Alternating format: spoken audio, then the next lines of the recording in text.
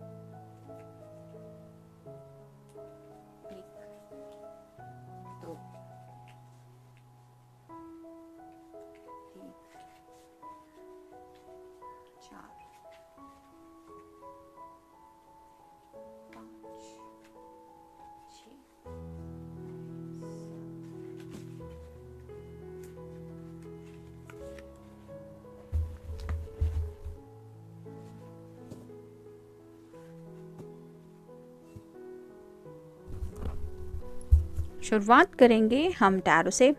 पहला ही कार्ड है प्रिंसेस ऑफ कॉइंस का। अर्थ साइन टॉरस, वर्गो या फिर कैप्रिकॉर्न। कन्फ्यूजन की एनर्जी में है, दिल में काफ़ी सारे जज्बात हैं, लेकिन कैसे रिवील करें ये वो बता नहीं पाते या बता नहीं पाती। यहाँ पे पेंटिकल रिप्रेजेंट करता है उनकी फैमिली को, करियर को या फिर पैसों को। तो अगर ये कोई मेल पर्सन है तो हो सकता है उनको ऐसा लगता है कि शायद उनके पास उतनी इनफ इनकम नहीं है जितना आप चाहती होंगी या चाहते हैं आपके घर वाले। तो उस बात को लेके भी ये अपने जज्बात आप तक पहुंचाने से हिचकिचाते हैं। और कुछ लोगों को शायद आपकी फैमिली से भी थोड़ा सा ऐसा लगता है कि वो कभी भी इस पर्सन को एक्सेप्ट नहीं करेंगे, क्योंकि शायद इनके पास उतनी फाइनेंशियल सिक्योरिटी नहीं है जितना आप लोगों की तरफ से एक्सपेक्टेशंस हो सकती है, जिसकी वजह से ये जैसे यहाँ पे बॉर्डर में भी काफ़ी ज़्यादा ग्रीन कलर दिख रहा है, तो अपने दिल की बातें ये दिल तक ही रखते हैं। फिर हैं knight of wands, fire sign Aries, Leo या फिर सैजिटेरियस। इस तरह से आपकी तरफ बढ़ना तो चाहते हैं, out of the blue reach out होने के बारे में सोचते तो हैं, क्योंकि ये वैंड रिप्रेजेंट करता है एक्शन को। तो स्पीड से आपकी तरफ बढ़ना चाहते हैं, ये स्ट्रेट कार्ड बताता है। लेकिन रिवर्स कार्ड आया है, तो अपनी पैशन का इजहार कैसे करें, यानी कि आपकी तरफ बढ़े तो भी कैसे बढ़े, अगर आपसे मिलने आना है तो भी क्या कह के मिले, या फिर अपनी पैशन को लेके अपने जज्बात आप तक कैसे पहुंचाएं, ये उनको समझ में नहीं आता। उसको लेके इन्हें लगता है कि काफ़ी ज़्यादा दिक्कतें इनके रास्ते में आती है regarding express his or her emotions for you. फिर है five of hands, fire sign Aries, Leo या फिर सैजिटेरियस। जैसे यहाँ पे सब लोग गेट टुगेदर के जैसा है, फैमिली फ्रेंड सर्कल बहुत ज़्यादा लग रहा है, फिर भी ये सामने की तरफ देख के कुछ सोच रहे हैं। वैसा ही ये कार्ड रिवर्स आया है, तो शायद इनके इर्द गिर्द इतने लोग नहीं हैं कि इनको सही सलाह दे सके, यानी कि अगर हमारे वेल विशर अच्छे हो तो वो हमें बताते रहते हैं कि तुम्हारे लिए ये सही होगा, तुम्हारे लिए वो गलत होगा।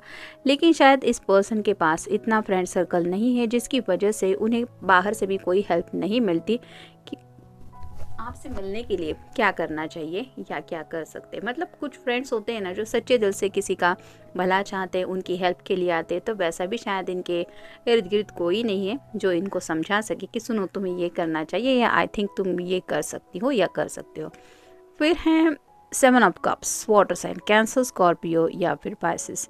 जैसे यहाँ पे ये उदास बैठी हुई है, इन कप को देख के ये कार्ड रिवर्स आया है।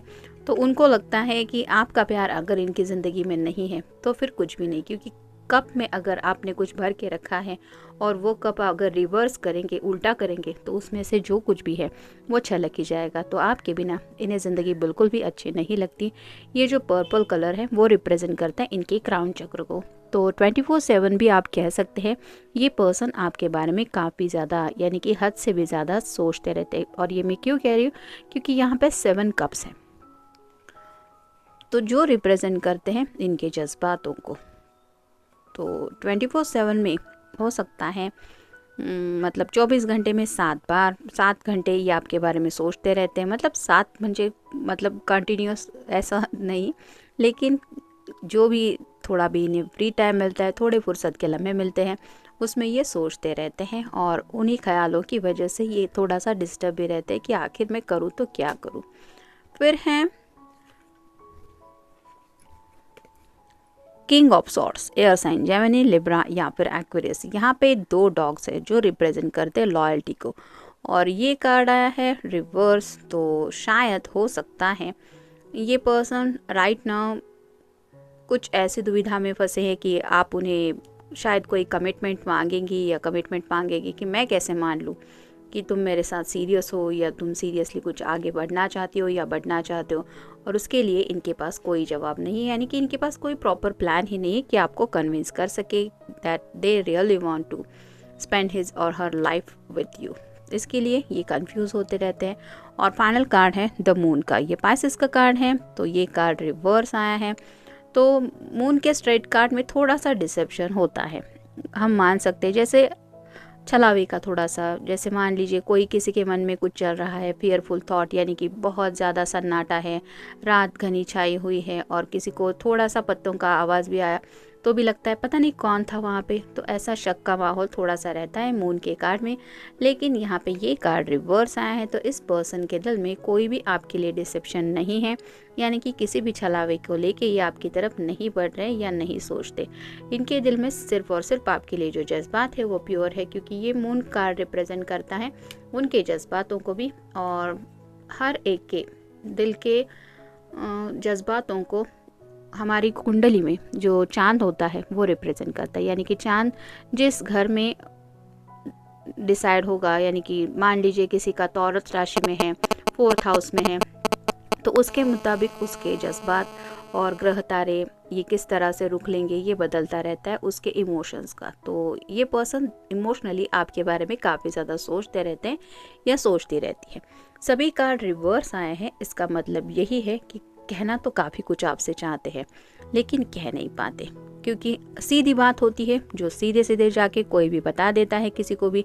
लेकिन यहाँ पे बात है दिल की, और उन्हीं दिल के जज्बातों में ये खोए हुए हैं कि आपको बताए तो कैसे बताए। मतलब ढेर सारा प्यार तो है, लेकिन 24/7 सोचने के बावजूद भी ये आपको 24 घंटे नहीं बता सकते that they really love you. इस तरह की एनर्जी में ये पर्सन है। देखते हैं उनकी तरफ से लव मैसेजेस क्या है। I love you because you are not afraid to take risk, you put yourself out there and I admire that so much. तो उन्हें पता है कि आप एक ऐसे पर्सन है जो रिस्क लेने को तैयार रहते हैं।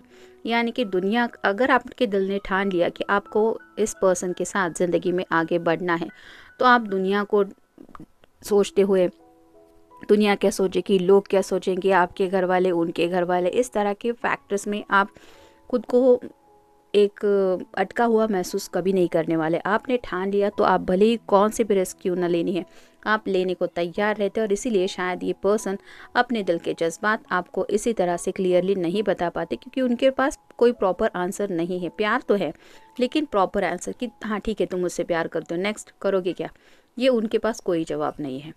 फिर हैं I love you because you know when to help and when to let me do it myself. तो उन्हें ये भी पता है कि आप बहुत हेल्पफुल भी हैं, और साथ ही साथ कई बार कुछ फैसले ऐसे होते हैं जहाँ पे आप उन्हें शायद क्लियरली बता देते हैं यहाँ पे मैं तुम्हारी कोई हेल्प नहीं कर सकता, या यहाँ पे मैं कुछ नहीं कर सकता या कर सकती, तुम्हें ये खुद करना होगा। जैसे मान लीजिए आपके साथ इन्हें ज़िंदगी में आगे बढ़ना है तो इनको ये फैसला करना है, या फिर अपने घर वालों को कैसे कन्विंस करना है, क्या क्या प्लान करने हैं, ये सब उन्हें करना पड़ेगा। आप उनका साथ देने के लिए तैयार हैं, लेकिन बाकी जो है वो इन्हीं को करना पड़ेगा। इस बात को लेके भी वो काफ़ी ज़्यादा सोचते हैं या सोचती है। फिर है I love you because how you are still affectionate with me when we are out and in front of other people. तो बाकी लोगों के सामने भी जब भी आप दोनों एक दूसरे से मिलते हैं तो भी उन्हें ऐसा लगता है कि आपकी तरफ से जो अफेक्शन ये महसूस करते हैं, यानी कि वो नज़रें मिलना, वो प्यार का कनेक्शन, भले ही आप काफ़ी लोगों से घिरे हुए हैं। जैसे मान लीजिए किसी किसी के साथ हो सकता है कि कुछ लोग शादी ब्याह में किसी से मिले और नज़रें मिलते ही वो प्यार हो गया, लेकिन वो बातें इस तरह से हुई, इतने लोगों के बावजूद भी आंखों आंखों में जो एक कम्युनिकेशन हुआ वो उन्हें बहुत खास लगता है कि लोगों का, भीड़ का आप दोनों के रिश्ते के ऊपर कोई फ़र्क नहीं पड़ता, आपकी तरफ से उन्हें बहुत सारा प्यार मिलता ही रहता है, इन द फिज़िकल सेंस नहीं, लेकिन जो कहते हैं ना कि दिल से दिल तक बातें जो होती है वो दिल समझ जाता है आंखों आंखों में, और चेहरे के जो एक्सप्रेशन होते हैं उसकी वजह से भी ये पर्सन काफ़ी ज़्यादा नोटिस करते हैं कि आपके दिल में उनके लिए ढेर सारा प्यार है। नेक्स्ट है I love you because out of all the other people in the world you still choose me. तो उन्हें ऐसा लगता है कि आपके पास शायद बहुत सारे ऑप्शन है, यानी कि आप अगर चाहे तो इनको ड्रॉप करके और किसी को भी चूज़ कर सकती है या चूज़ कर सकते, फिर भी आपने इन्हें चुना है, और इसीलिए शायद ये इतना हिचकिचाते हैं कि मेरे पास कोई प्लान ही नहीं है तो मैं कैसे बताऊँ कि मैं तुम्हारे साथ ज़िंदगी में आगे बढ़ना चाहता हूँ या चाहती हूँ।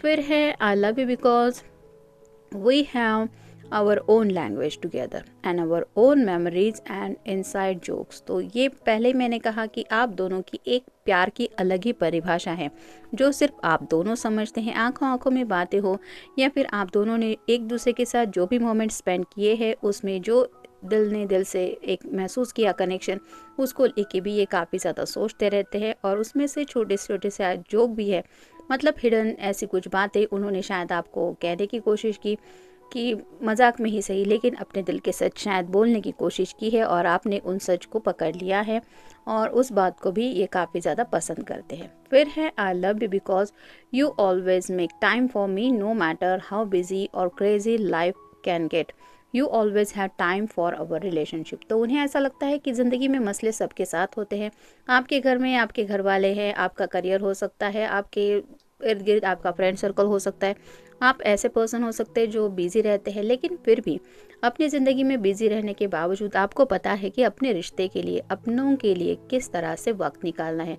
ये सिर्फ इस पर्सन की बात ही नहीं है, जो लोग आपसे कनेक्टेड है, आपके वेल विशर हो, आपका फ्रेंड सर्कल हो, आपके पेरेंट्स हो, आप सबको अपना वक्त देने वाले पर्सन है, और ये बात उन्हें बहुत खास लगती है कि इन सब लोगों के बावजूद भी आप इस रिश्ते के लिए भी एक स्पेशल टाइम निकाल पाते हैं या निकाल पाती है, जिससे पता चलता है कि आपके दिल में इस रिश्ते की अहमियत है।